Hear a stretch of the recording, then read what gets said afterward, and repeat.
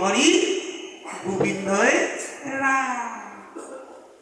গতিকে এই কলিযুগত ভকতক সদায় সন্মান কৰিব, ভকতক শ্ৰদ্ধা কৰিব। সেইটো হ'ল নিজ যজ্ঞ। তাৰপিছতে দেৱযজ্ঞ। ইয়াতে আৰু এটা কথা থাকি গৈছে, নিজ যজ্ঞত তাৰমানে ভকতক ঘৰলৈ আহিলে 5টা দান কৰিব লাগিব। 5টা দান কৰিব লাগিব। কি কি বাৰু?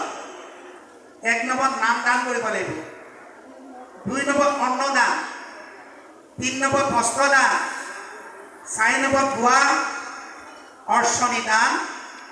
এই 5টা, 4 আৰু 5, এই ধোৱা অৰ্চনী, এই 5টা দান যেতিয়া কৰিব তেতিয়াহে আপোনাৰ গৃহখন দ্বিতীয় বৈকুণ্ঠ হ'ব।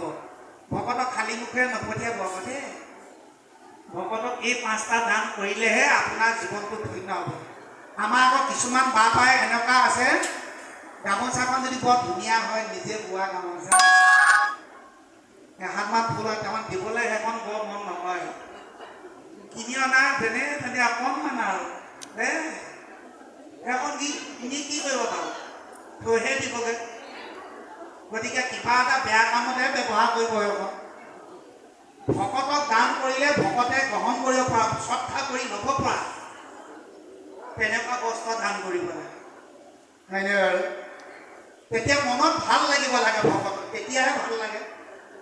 যদি কিনা দুইফালে ফুল থকা এখন চুটি ইমানখন নহয়, তেতিয়া লাহেকৈ ভকত হ'ব।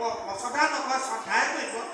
আপুনি শ্ৰদ্ধা কৰি দিছে নহয়, কিন্তু সেইখন কাণত নলয়। আপুনি সেইখন কিবা কিবি মোহাই গ'লেহে লগত থাকিবলৈ চায়, বেয়া বস্তু।